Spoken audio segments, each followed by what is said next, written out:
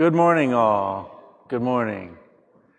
So I can already tell that you are an audience that I like to work with because I hear chatter going on. I can't tell you the number of times I've walked into a room and then I've been asked to speak and it's silent. So I like to definitely have you participate during my discussion. So as I talk, I will be asking questions of you. So please talk loud. This is a big room. And I'll try to repeat. If I don't repeat, somebody throw their hand up and tell me repeat so that we can all hear it. Because I can certainly, you can all hear me. I don't know that everybody can hear you. Also, I'm interested to understand before we get started, because we have a couple minutes left, how many of you have been participating in the GIS Managers track, the summit and things like that? So you've been going to a lot of those events and a lot of those series. How was Tuesday? The big summit. Adam talked and several other folks.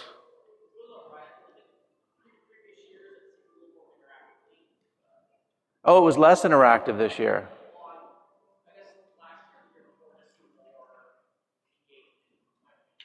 Okay. Fair enough. What else? What did you think of it? Were the topics on point? You learning a lot?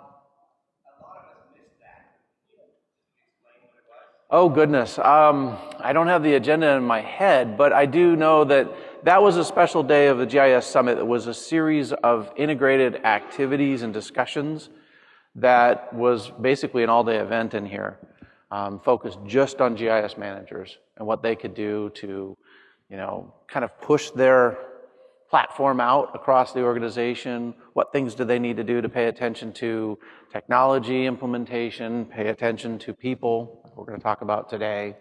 And that's a really good thing. If you haven't had a chance to take a look at it, a lot of times it is a very collaborative. I'm a little interested to hear that feedback, so I might ask you some questions later about that.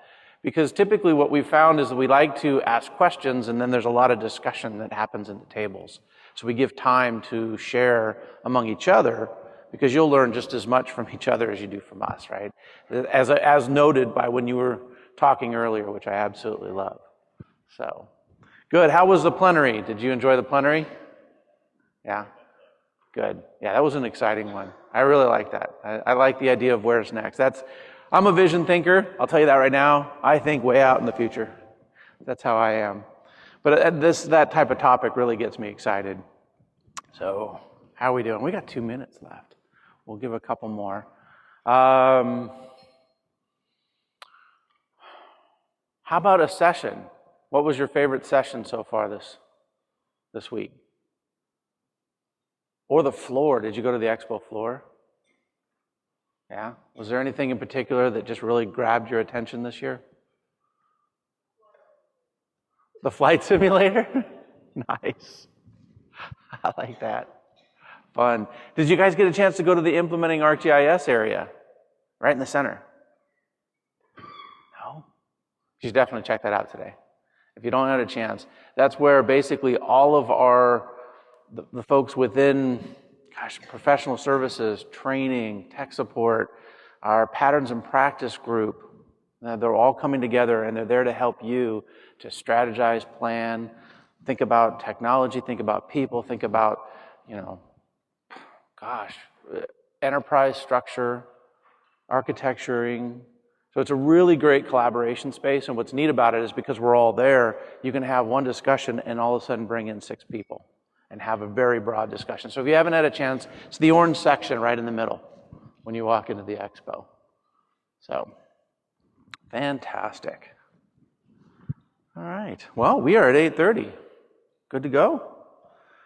So my name is Michael Green, and I am a change management consultant with Esri. And that means that I work with all of you to figure out how can you pay attention to people along with the technology as you're trying to implement and grow your platform across the organization.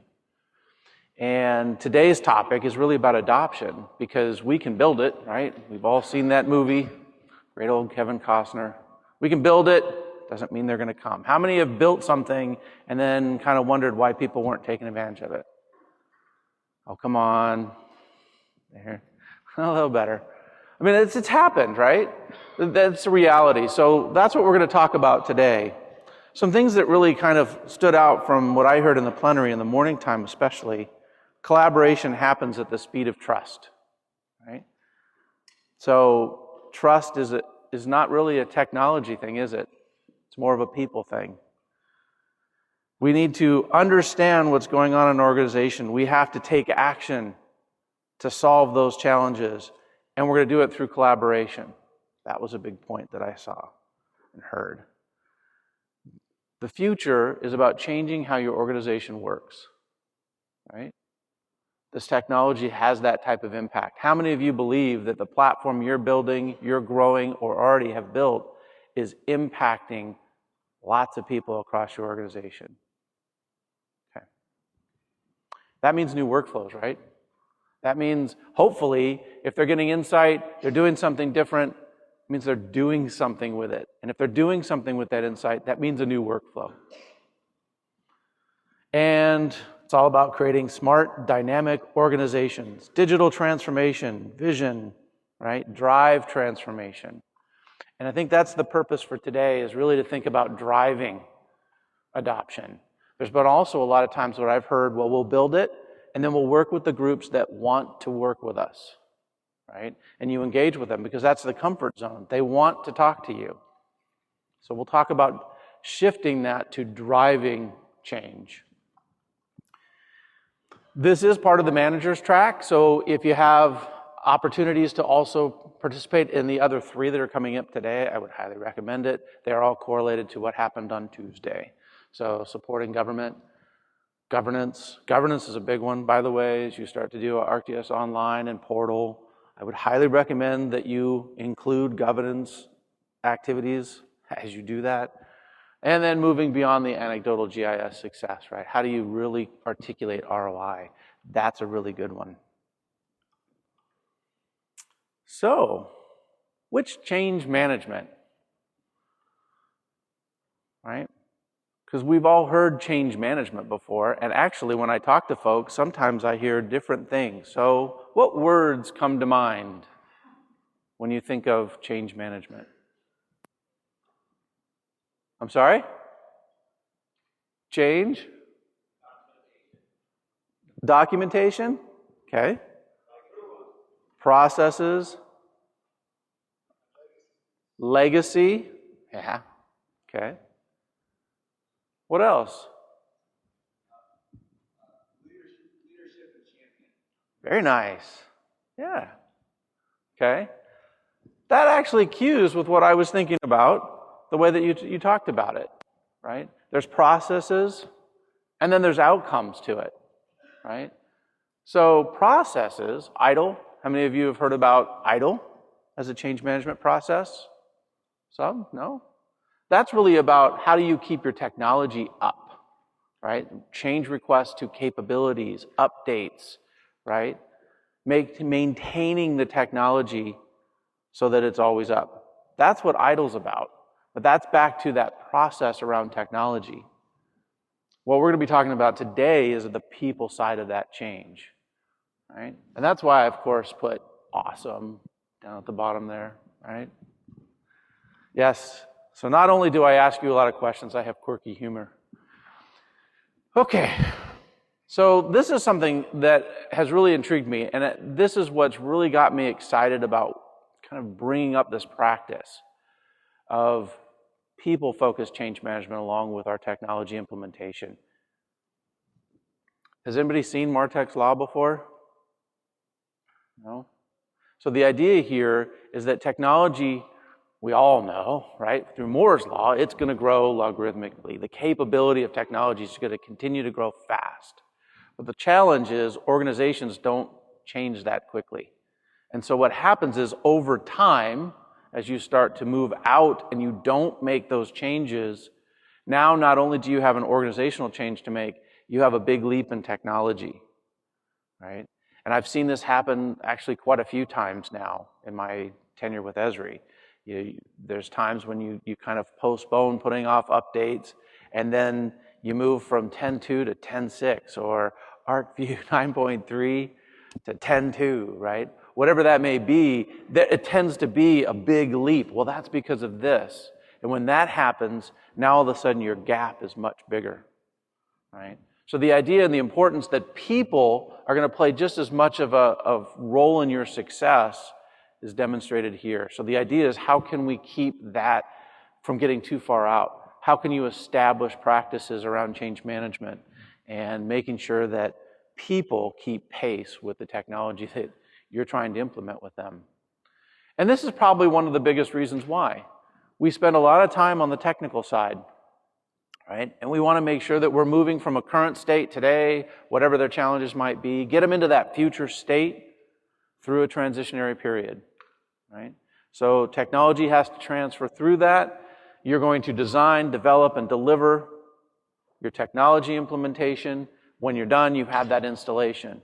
But people need to move through that transition as well. They have to move from a current state through that transitionary state into the future. So what does a transitionary state sound like? How many of you have just kind of said, well, we're going to introduce, I don't know, ArcGIS for Enterprise, and we're going to do it in one fell swoop, right? We're going to, Monday morning, we're flipping a switch, everybody's going to do it. Probably not, right? So you're probably going to do it in stages. So that's a transition, meaning I might have my legacy technology hanging out there for a little while I'm introducing the new one. That's a confusing part of change for people that don't understand. That's the transitionary state. That's where you're going to get most of your resistance, right? Because people don't understand, they don't know. So people need to move through that. They need to embrace, adopt, and use the technology in order for you to get your realization. And that'll be a key part. I'll bring it up several times. Until people adopt the technology, are you truly getting your realization on your investment in technology? I don't know, are we? If you build it, inherently having data structures and being able to serve up that data has some value, right? I mean, inherently. But until people do something with that, do you really get the value out of the technology? Probably not, right? So that's the key part here. People need to actually embrace it and do something. So, with that, we're here to talk about adoption. This one's fun. It's just a fun kind of quote, but the idea of, right, the strongest species to survive, they're not the most intelligent always, but they're the ones who are most responsive to change. Now, this is a great quote because it puts in a word in there that actually makes me cringe. Responsive, right? However, change is all around you. You're going to have to do something with it. How do you harness it? So you do need to be responsive, but you can be proactive at the same time. So if we're going to talk about adoption then, what does that mean to you? What does adoption mean to all of you? Embrace the change. The accept the change, okay. Buy-in, yeah. And use it, yes, very much so. So, usage, they do analysis with the technology. There's new data that's created and shared. Right? Those are signs of adoption. But ultimately, if you're going to have adoption, business goals are being met through the use of technology. And that's the shift, right? So we can't just define it as usage. We need to define that actually that usage has an outcome. Business goals are met, which means you need to start defining what those business goals are and how that technology applies. Because until people embrace, adopt, and use, you don't have true adoption yet, right? So why does this happen? I mean, by the way that we're doing this, I should have mentioned this earlier, I'm going to go through kind of a prescriptive, structured approach, and then the last half of what we're going to be doing is even more open discussion. So I'm giving you the structure right now. But why? Why does that happen? Why do we have that challenge of adoption? You wouldn't be here if we didn't have that challenge, right? Well, the reality is we've done a great job, I think, over the past 15 years. I've watched not only Esri, but all of you become better and better at speaking to executives, speaking to leadership about vision. It's been something that I've been very excited to watch as you become more powerful and more effective at doing that. So that's become very strong. You've been able to articulate how a GIS platform, location intelligence, is going to help the organization, which means they get it, right? I've heard more and more this year, my leaders get it, they don't know what to do with it now, but they get it. 5 years ago, I heard, oh, they gloss over. I talk to them, eyes get glossy, they don't have an idea of what I'm talking about, and that's it, I lose them, right? How many of you have done that? I know I have. Yeah, okay. So the idea is that you have a leader who has a vision now, and you have a project. We're going to implement this technology. We've gotten good at that. We're really strong at being able to provide the technical environment. We talk about change management. We talk about people-oriented issues, training, communication, how are we going to deal with the resistance, right? We talk about those things, but do you apply a structured process? Do you really kind of pay attention to the steps you need to do? The reality is, in most cases, no. But that's the organizational view. That's the visionary, right? I talked about I like to think out into the future. This is future-oriented. On the other end of your change spectrum, you have individuals. Those individuals need to do something. They need to embrace your technology, right? When we talk about use, embrace, adopt, it's individuals that are doing that. They have to go through their own change cycle. They have to experience the change and actually get used to it. So I apologize on this, but it's a reality. Change management, some of these structures came from the idea of grief, right? There's the stages of grief. We've probably all heard it. Hopefully you haven't experienced it too much, but the reality is you have these stages of grief. When something happens, you have to, first you get frustrated and angry. Then you sit there and you don't understand why and you're confused and you deny it. And then, you start to bargain with it. And then you start to think, well, I don't know, I guess I'm going to have to deal with this. And then finally you start to figure out how you can, right? So it's just a stage and we all go through it. Change is no different. You introduce change and it gets really, really tough because people react almost in that same way and they have to go through their own change cycle. And that's what that ADKAR stands for. I carry a certification from ProSci, and we leverage that in our practice. And that's their structure to say this is how people will migrate through change in their minds, right? They have to be aware, that first A. They then have to have the desire to change. They then have to have the knowledge. Then they have to have the ability. And finally, they need to reinforce that so it stays, right?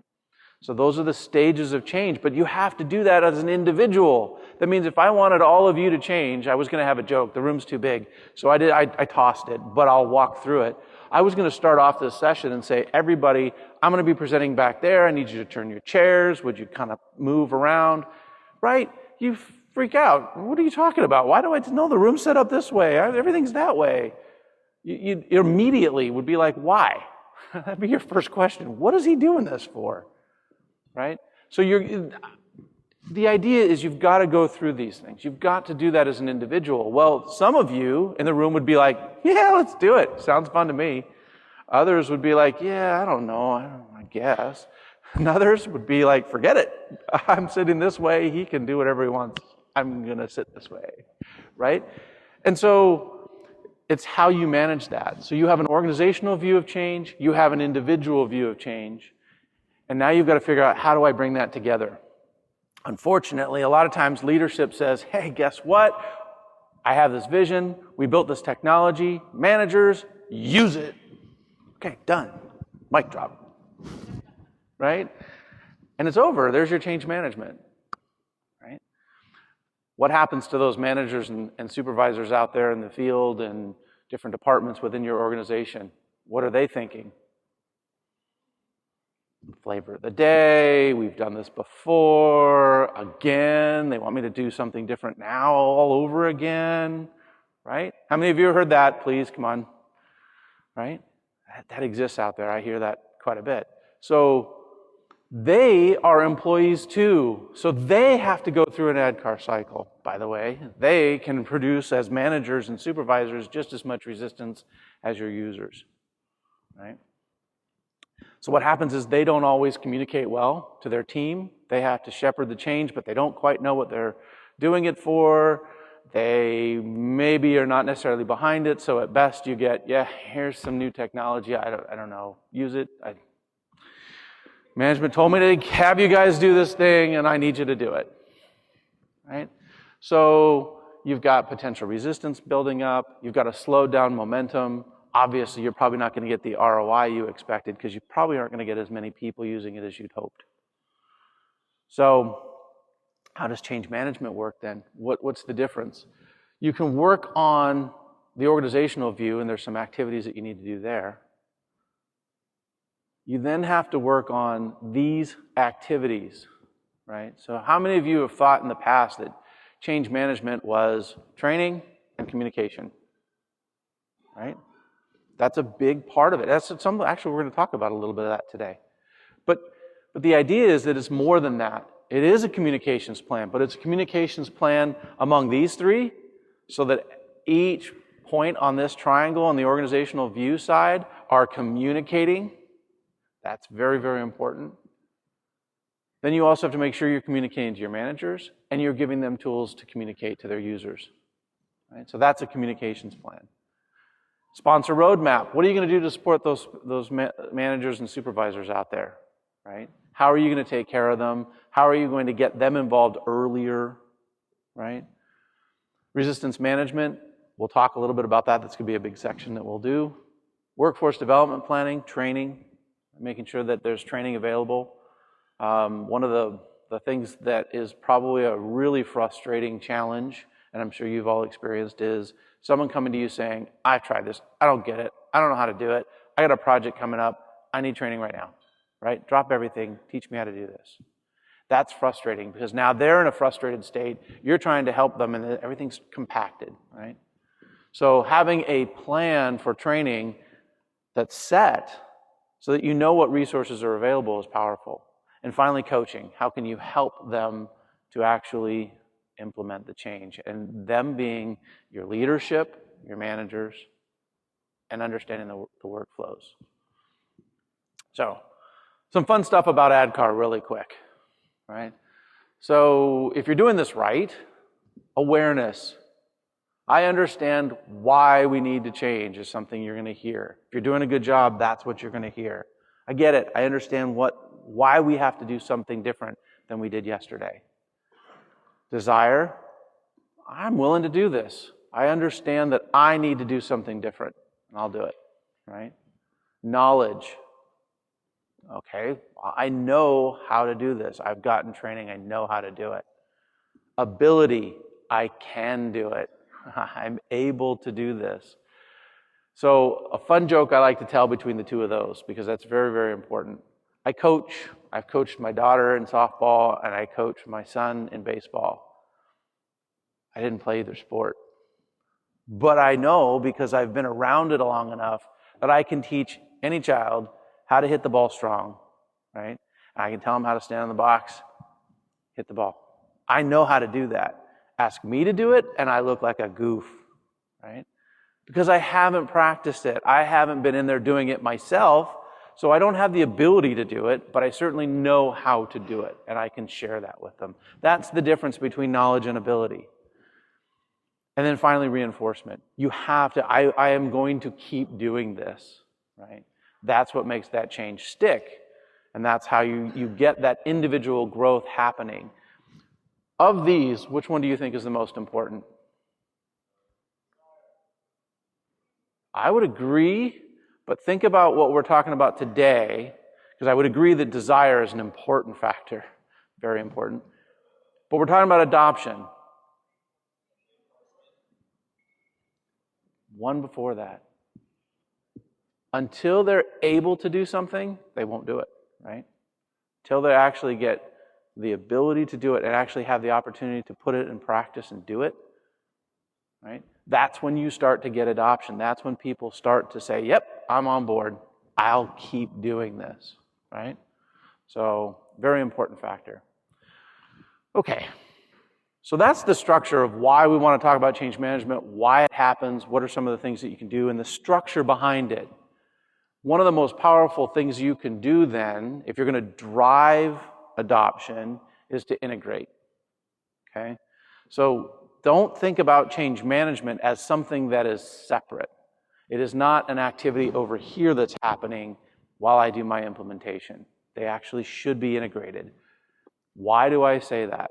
Benchmark studies have shown that when you integrate change management activities into your project plan, and you do that well, you are 6 times more likely to achieve your stated business goals. Pretty powerful. Now, 6 times, let's put this in perspective. I'm not saying 30% more chance. I'm saying 600%, right? So even if we do a horrible job and we go from poor to fair, you've done 300%, 3 times more likely, right?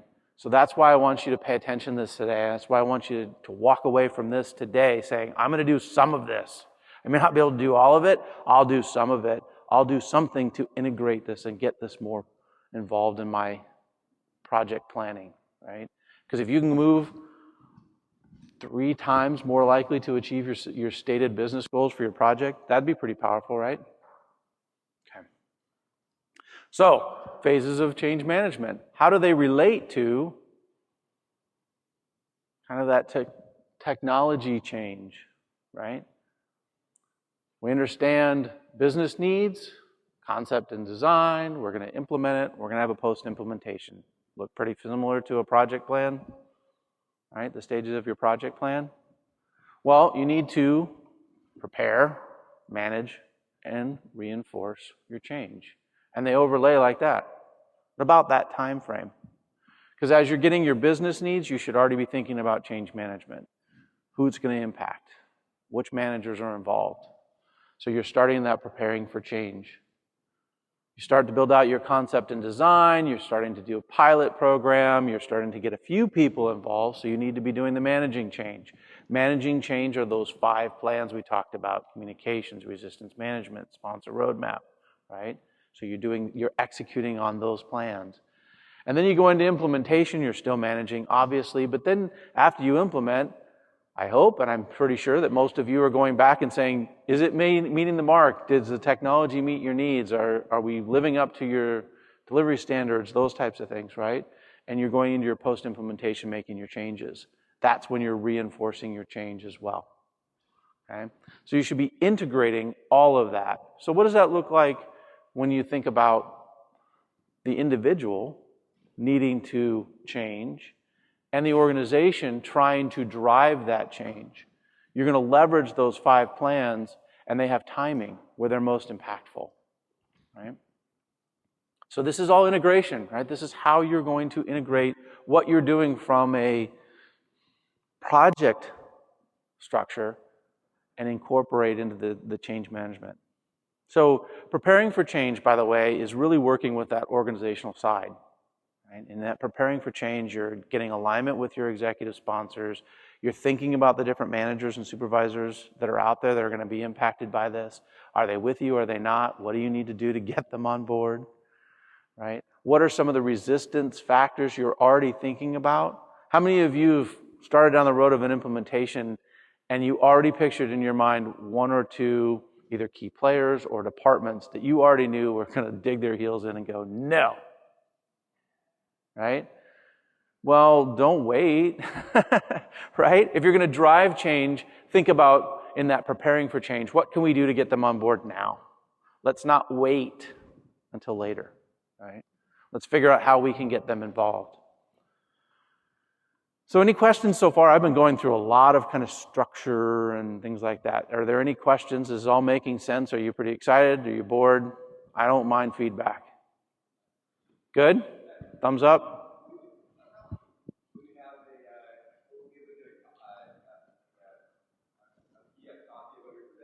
Yes. Yeah, you can reach out to me and I will get that to you, but I think we'll also be supplying some of that. This is being recorded as well, so you should be able to pull that later as well. Okay, so this is great. Michael, this is all wonderful, but I'm midstream. I'm already in my production. Is this too late? Am I done?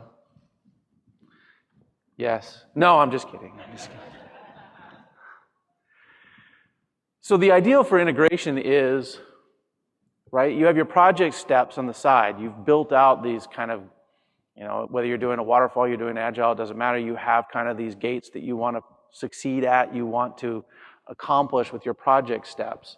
Change management should just be integrated right in, as I've talked about. This is the ideal state, right? If you're doing this, you're doing it well. Unfortunately, we're human. Whirlwind, priorities, things like that. What ends up happening is that. We'll get to it. I know we need to do it. We need to get that training going, but I've got to make sure that the technology's there, because if the technology's not there, forget it. What are we going to train to, right? So you get this priority thing happening, and then change management steps start to get squished to the very end.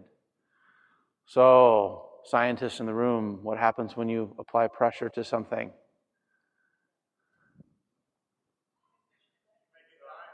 I'm sorry? Resistance. There you go. We'll find the diamond in the rough somewhere. True. It's a hard lesson. Yeah. Pressure creates heat, agitation, right? The worst is it could explode, right? You put so much pressure into something, it just fights back. So imagine all these things we've talked about in preparing for change, managing change, reinforcing change. People need to go through their own change cycles. People go through that change cycle differently. And you're doing that to them. And now you're asking them to do it. By the way, this sounds like, and I'll go the extreme on this. Yeah, we're sending you an email on Monday for training on Tuesday because go live is Wednesday. Right? Crunch. And now all of a sudden you have this challenge of people saying, why? Why are we doing that? Why do I have to do something different? I don't get it. And they might even just resist because it's tomorrow. And keep their workflow up. Yeah. So how are they supposed to do that? So I will say that, is it too late, right? That was the question I asked about this. The reality is you might be in the middle of this already. And this might be something you're thinking, boy, I really do actually need to think about. Is it too late? And I would say no. It just means you need to manage that change differently. Probably need to increase your communication. You need to get that alignment. Take a step back, right? And work with your executive sponsor. Have them communicate. Do some things that are really, really important to get that message out, even if you're further on down. It's not too late because, right, we talked about the speed of trust, and that's people. So if they see you making a difference, people will trust you, right? Even if it isn't ideal, if they understand that you're doing it for the right reasons, they're probably going to trust you. So it's not too late, is my key point there. Okay, so adoption. There's 3 focus areas to adoption that I want to talk about today. All right, so now we're getting into the pragmatic side. So I'm going to leave the structured approach. Now we're just going to talk more so than anything. So communication's a big factor. As I've talked to a lot of our technical advisors about the work that they do with you, these are the 3 things that come up, right? They say communication. And that communication means up, across, and down. And that's difficult. So I made the joke about the glassy eyes for the executives, but that's a reality, right? So how can we make sure that we enforce communication? Resistance, right? If you're going to have adoption, you're going to have to fight resistance. Can you get rid of resistance? Can we wipe it out? No. Right? The best that we can do is shrink it up and move it forward faster, right? So that's what you should be thinking about. Executing change, right? I think that's another factor that I have seen, unfortunately, quite a bit. We can plan. We are the masters of planning. Go live, right? And what's the old saying, right? A plan lasts so long as till the first minute, right, of actual execution. So how do we execute that change? How do we keep that going? How do we keep it top of mind? Because there's that whirlwind. And I think it was mentioned earlier, right? You're introducing change. You're asking them to do it. They have to go through their transitionary period. Yet at the same time, they're asked to still do everything they were supposed to be doing, right? So we'll talk about that last. So communication. This is an interesting thing to learn. The idea here with communication is people only want to hear from two people. And I apologize up front, they don't want to hear from you. Now, how many of you have communicated what's going on, told them what's happening, gave them updates, and they don't open their emails? They don't respond to you, right? The reality is, it's nothing personal, but benchmarking studies have shown that people who are experiencing change want to hear from their executives, their leaders, about why this is happening. You better tell me why I need to do something different tomorrow than I do today, and why now, right? And they want to hear from their manager or supervisor. What's the impact to me? I get it, but what's that mean to me then? Do I still have a job? What do I have to do different? I don't know how to do it. I have to actually touch a computer. So the idea there is you only have two messages you really have to focus on, right? Make sure those are the key ones that you're going to do. So how do we do that? Some of you have participated in the GIS Manager Summit. You've seen this before. How many of you know our 9 patterns or seen this? Good. Yeah, quite a few of you. So the reason I point this out is this is a very valuable tool to be able to scale your discussion with anybody you want in your organization. If you're talking to executives, you're staying right here. This is your space. How many of you have seen this, right? This movie. You're going to stay right here. This is your home. You're not going to deviate. I don't want you to do anything else. You're just going to do this. As you talk to executives, that's all they care about because their minds are into the future. They're thinking 3-5 years out, right? 2 years maybe. But they're thinking in the future. And so the most that they can handle from an idea around the technology is, what are the big plays? How is this going to help me? How will it reach my goals? And you can do that through these different patterns. Okay? If you need these patterns, go down to the Implementing ArcGIS section. There's some cards there. Somebody will get you some cards. They're kind of fun. But they give you descriptions about it and things like that. But the idea is, you can speak to this with an executive, but then when you go to the manager or you go to a user, do they care about that? Mm-mm. What's my workflow? And what's my competency? What do I really have to do? I'm doing line of sight with 3D, right? Well, where is that up there? It's there. It's under analysis, right? But that's going to be hard for them. So you need to scale your conversation. So the beauty is, think about, from your organizational standpoint, executives, 9 patterns. Under that, workflows for your managers. Under that, competencies for your users. Okay? And I'll make a plug for our training consultants. How many of you know you have a training consultant that will help you with all of this? Good. By the way, I used to be the manager of training consultants, so I'm glad to see that there's some hands raised. So they can walk you through that, and they can actually provide training at any one of those levels for you. Okay? So you can have a great conversation with anybody in your organization at a scale that makes sense, because executives, 3 years out, managers, this year, users, today, next week, maybe next month. Right? So you need to scale it. So how do you leverage that? How do you actually leverage this to talk about, with an executive, for example, what you're trying to accomplish, what you need to go towards? I like this, and if you've listened to Adam Carnow talk, he really stresses this. I like to do this not only from this perspective of patterns across the top, departments across the side, green, yellow, red. Green, they're really doing it. Yellow, they're kind of doing it. Red, uh-oh, they're not, right? But this is your as-is. You can do this fairly quickly, right? This exercise can be done fairly quickly, and you can show where you are today. Now imagine, if you're talking to an executive especially, instead of departments, put your strategic goals and start talking about, right, red, yellow, green, how could the technology achieve success in those goals through the use of the platform for the success of those strategic goals. Now you're talking that executive's language, and you can do an as-is, to be.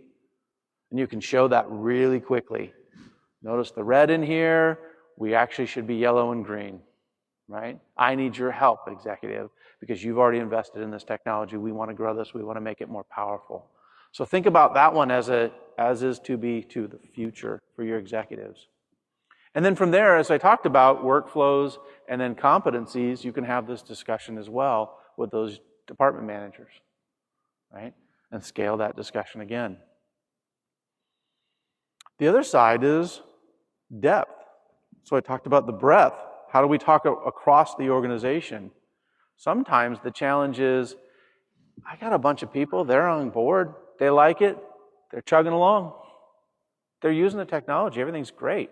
And then I ask, well, so where are you here?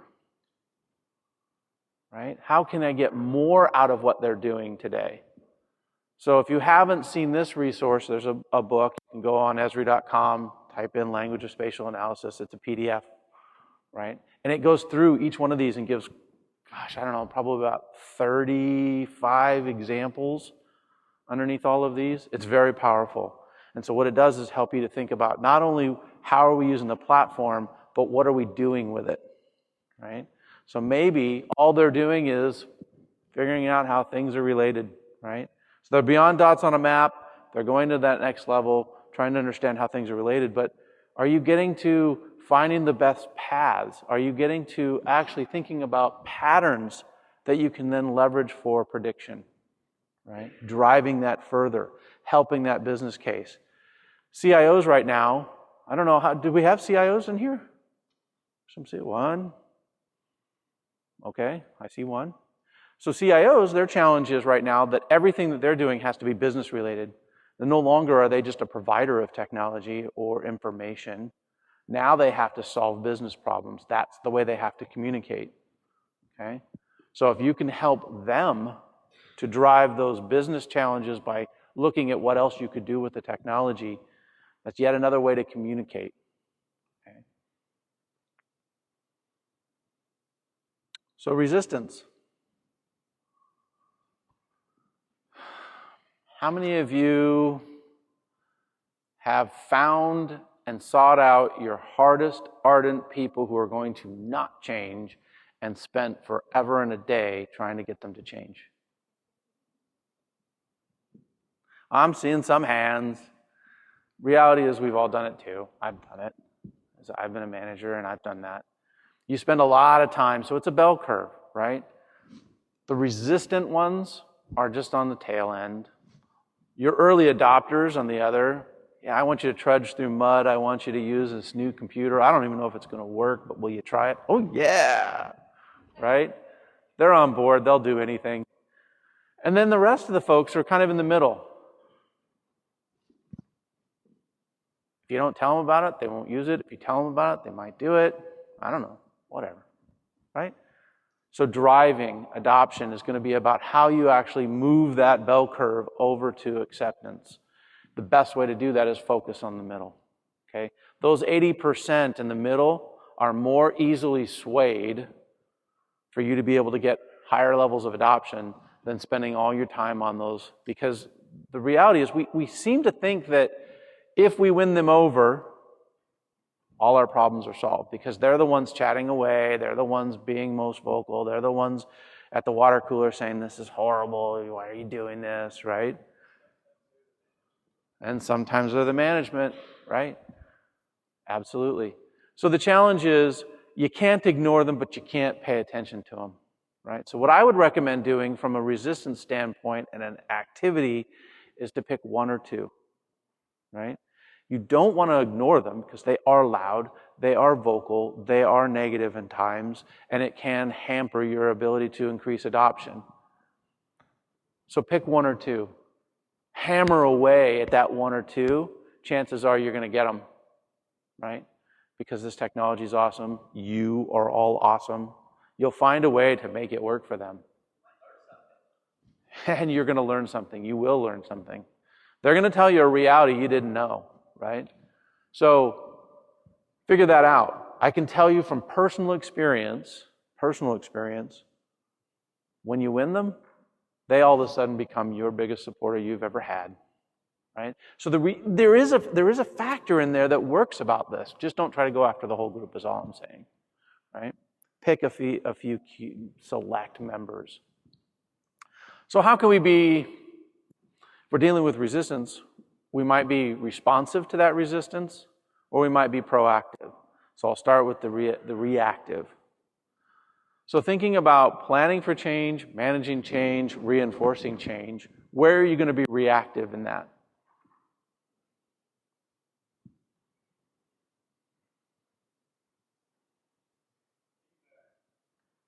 Feedback, absolutely. That's in that reinforcing change. So you're gonna be forced to be reactive to resistance during that time. You won't have a choice. You've implemented it. You've given it to them. You've asked them to train on it. You've asked them to use it. They're going to give you feedback. At that point, some of that is going to be resistance, right? So, coaching. And I would say either coaching for you, coaching for your managers, whatever you need, but figure out communication tactics so that that feedback is accepted. I've heard stories and I've participated in events of feedback where feedback is given and then 30 minutes later, after defensive arguments about why the change was made, the person who gave feedback went, well, that went nowhere, right?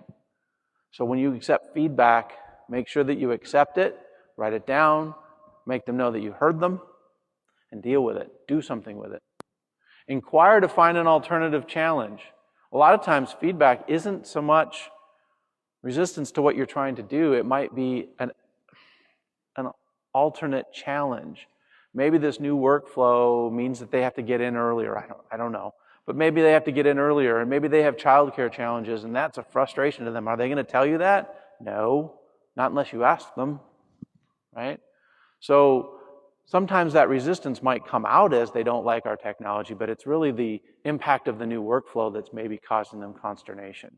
So dig a little deeper sometimes, and you'll find something else you might be able to solve for them, or your managers, right, might be able to solve for them that has nothing to do with our technology, and all of a sudden everything's great, sunny outside, birds are chirping, everybody's using the technology.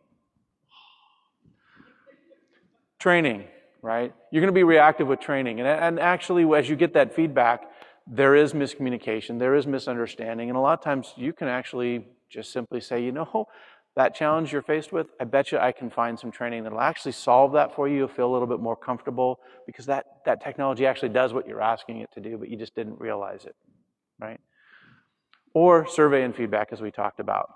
Taking that time to get that understanding. So one of the things that we like to do is do that ADKAR survey over time with users and managers.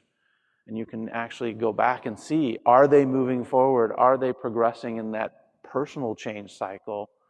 And that's how you're going to be able to do that, right? Asking those questions. So how can we be proactive? Right?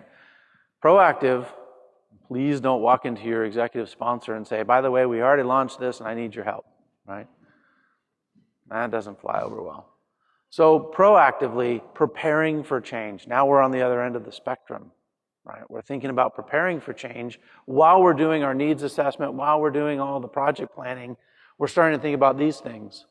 So executive sponsorship, make sure that they understand that when you're successful, they're successful. Alignment to their goals for the outcome of the success useful of the technology, right? Work with managers that need, right, that you might need to get on board. You're going to learn something from them. Bring them on early, right? Get them in. It may not be comfortable, but at least you can get some information from them, and you might actually alter your implementation based off of what you learn. Prepare a training plan and communicate its importance, right? Again, like I said, if you wait till somebody's experiencing pain and doesn't understand something, and that's when you offer them training, that's frustrating too, right? So have that plan in place, make sure that they know what they're doing, and make sure that the managers know how to leverage it, because you can't be everywhere, right? That's another one I've heard. I can't deal with 300 people. No, and we don't expect you to. You should be working with those managers and supervisors, giving them the resources that they need. That's one of those things that you can do. And then work with the naysayer, right? Learn about what they know about this challenge. figuring out how you can get them on board. And you know, it was interesting. I've asked this question because the reality is there are folks from different groups within our organization. We know that they're just not going to want to change. But if you bring them in early, it sounds silly, but I've asked this several times over and over and over in many different ways. If you bring that person in early and you get them to provide some input and they see the result of their input in the work that you're doing, are they going to be as much of a naysayer? Right? People want to be heard. Even the folks like that. That's why they're loud. They want to be heard. If you can incorporate it, do so. Right? So on that feedback, that's a perfect point of example. I had an example of we were implementing technology. I suggested we do some feedback because we were experiencing some resistance. And I said, we should do some open feedback sessions. And of course, management was like, no, I don't want to hear it. I said, well, let's do it. I'll run it. I'll let them speak to me and we'll do it. Notes, half-hour sessions turned into an hour and a half. Notes. I had the project manager with me, and we went back and looked at actually a lot of the things they were saying we're already addressing, right? We knew they were problems too. And so we were already in the process of fixing those things. We looked at what we were fixing, what we were planning to fix, what we weren't going to fix, right? And what we solved with training. And then what we did is we summarized all that information, gave it back to the leader, and had the leader come back and communicate that. Thank you for your feedback. We heard you. The project team is working hard. These are the things they're doing. This is what we did. This is what we're doing. This is what we're not going to do. And they were very open about it. Lo and behold, a week later, I ran into one of those folks, and it was like, I can't believe that they listened, right? So use that. No more resistance. That team was like on board. They're jumping on it because they saw their input affected change in a positive way, even if we didn't do all the things they talked about. So I would really, when you deal with resistance, it's not always just about the negativity and I don't want to.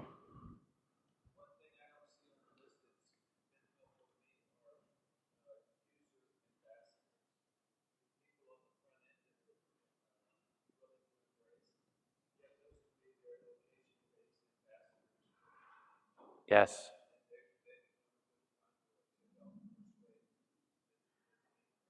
Yes. So what he's talking about is a change champion, right? From an informal change champion, if you will, right? Not that manager and supervisor necessarily, could be, but it's probably a super user, right? One that understands the technology and can answer questions immediately for that group and has a positive spin. Keep them informed, keep them involved, and they can help be your voice out there when you're dealing with a lot of different people. Absolutely. Mm-hmm. We talked about training too. How many of you have tried to use training as that communication vehicle for why we're doing the change? And it's all going to happen during the training, and everybody will get it, they'll love it, and they'll use it. Right? So it's not always, when you talk about resistance, it's not always about just give them into training. Right? So a fun thing about the skill-will matrix is it's pretty intuitive. That's upper left quadrant. Somebody that's been doing it for 20 years, I get it, I know how to do this, why do I need to do something different? If it ain't broke, why fix it? Mentality. You're not going to move them over to high skill, high will through training. Throw them in training, and what are they going to do? Why am I here? Right? So the reality is you've got to focus on some of that awareness and desire activity with them. You're going to have to do some change management, figure out how you can get them on board, right? That's how you're going to deal with resistance there. On the flip side, resistance on a positive nature, and I would say users that come to the user conference, their hearts are on fire for GIS. They get it, they heard the message, they want to go back and make a difference, they want to do it. I don't know how to do it, but I want to do it, right? I really want to do this. But the reality is they don't know how, so they stale. They just kind of don't do. So their training will help, because you're already past that, right? Awareness and desire. Now you need that knowledge and ability. So just use that as sometimes a nice breakup into the activities that you do and ways that you can proactively deal with resistance. Obviously, someone that doesn't have either, you're going to have to do both. So is this so far making all good sense? Is this good? Okay. We should have, we're coming up on about 10 minutes left, so I'm almost done, and then we can have questions. So I'd like to hear those too. So executing on your plan, right? The big thing about executing on your plan is you need them, right? So we talked about the whirlwind as a real challenge.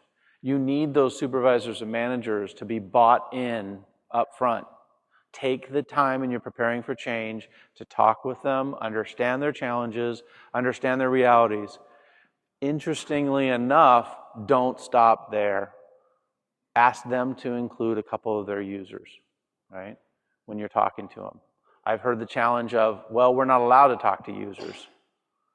I've heard that before, which is frustrating. I can talk to the manager, and I'll build specs to what they want, but then the users say, well, this isn't what I do out in the field. Right? And then you have that kind of disconnect on what you've built versus what they need. So bring managers involved, bring users involved. But really, when you think about executing that change, you need them to help you. So I've got ideas, but this is really an opportunity for all of you to talk. Because I have heard so many great ideas when I've talked to customers about how they get other managers from other departments involved. What have you done? Chocolate. Bribe them, I love it. What else? Show and tell. Awareness, right? Sometimes they don't even know.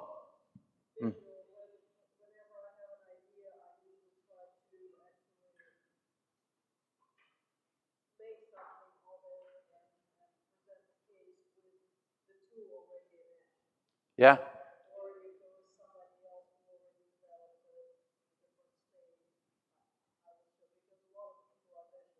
Yes, so visual, right? Providing some kind of demo or proof of concept, right?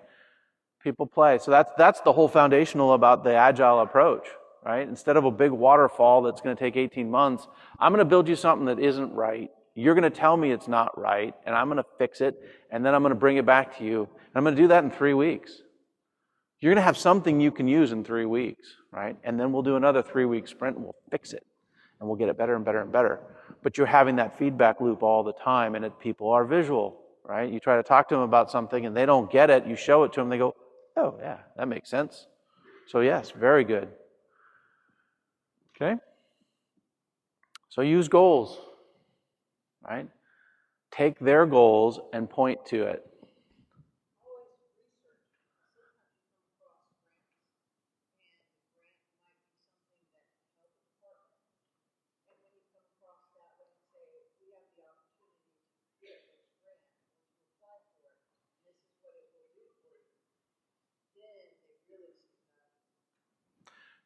So she said grants, right? Leverage the idea of the grants out there. Maybe you can find a grant that would assist that department, bring it to their attention and show them that you have technology that'll help them actually do what that grant is asking them to do in a better way.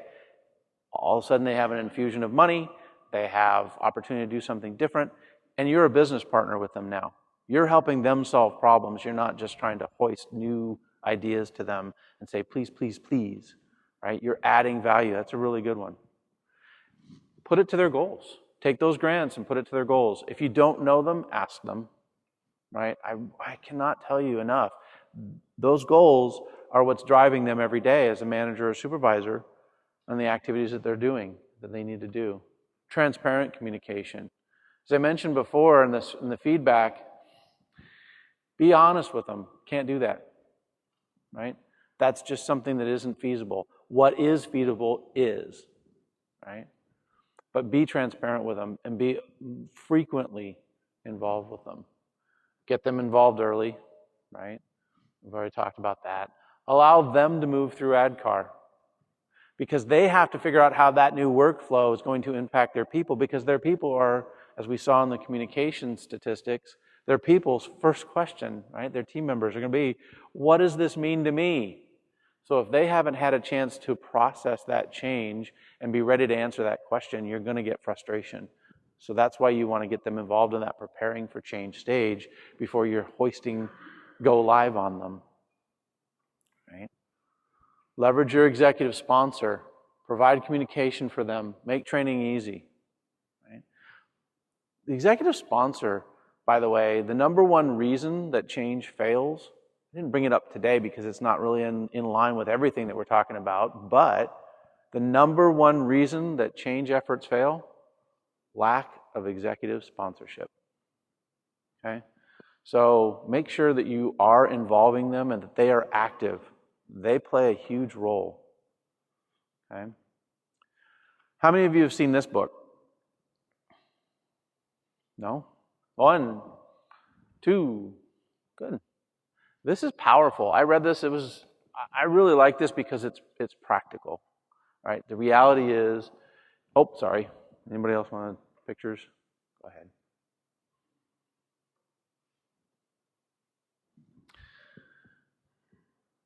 So the 4 factors, right? The 4 expectations that you're going to do to execute. You're going to create sound goals. You're going to use lead and lag measures. You're going to create a scoreboard, and you're going to have accountability. So when you think about that whirlwind that's going on and everything that's going, right, their daily just noise that they've got, now you're telling them new workflow, you've got to have a structure in place as you execute so that that stays top of mind for them. And this is a great way to do that. So create that sound goal. We've already talked about the executive being able to communicate why that change has happened from a business standpoint and why now. So if you're doing that already, you've created your sound goal. Using lead and lag measures. Does anybody understand the lead and lag? Okay. A lag measure is the outcome of your goal, right? We want to reduce waste by 10%, right? You don't know you've reached it till you've reached it. So it's a lag measure. It's coming later. A lead measure is what are the things that I'm going to do to reduce 10% waste, right? So what are the steps that I'm going to do? What are the activities and how do I measure those activities so that I know I'm heading in the right direction? So as you think of initiatives to solve that reduction of 10% waste, measure those and make that visible. Create a scoreboard, right? Allow the managers to see progress over time that they can communicate and or even users, okay? So think about this. I want them to start using ArcGIS Online more.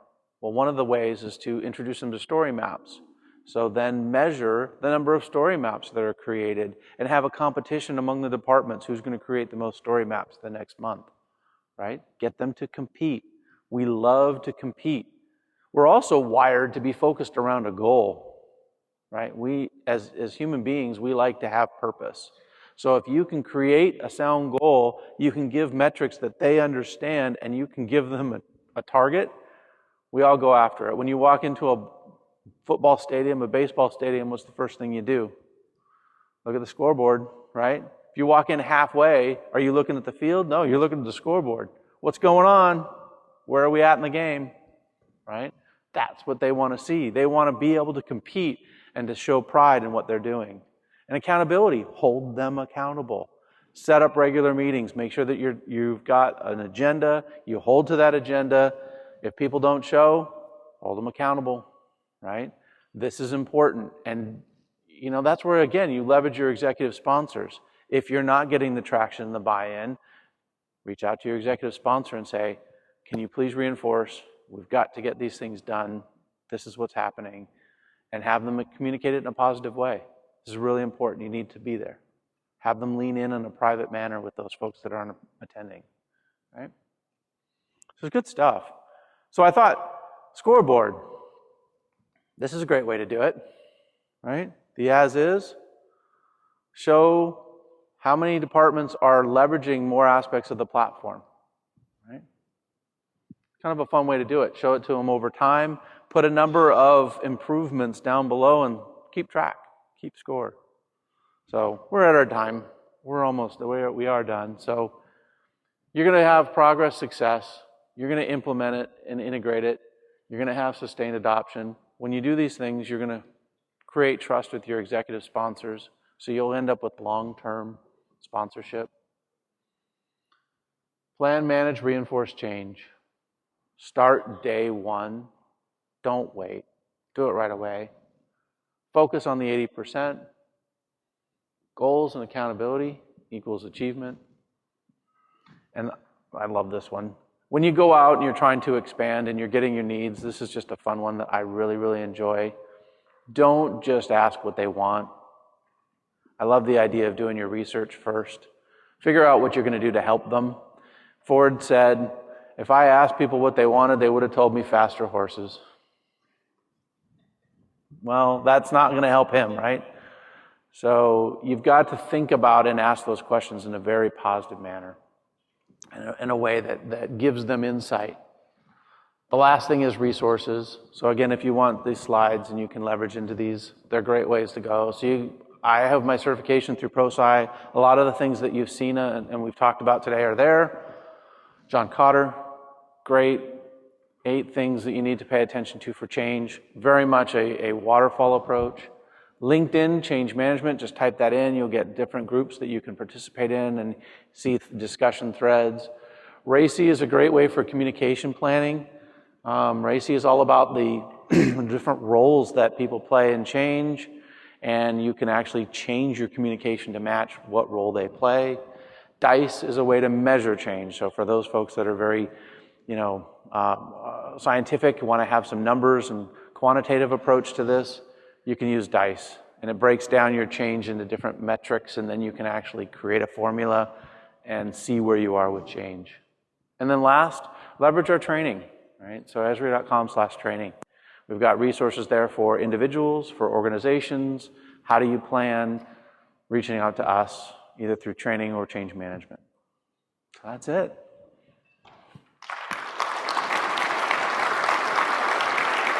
Thank you.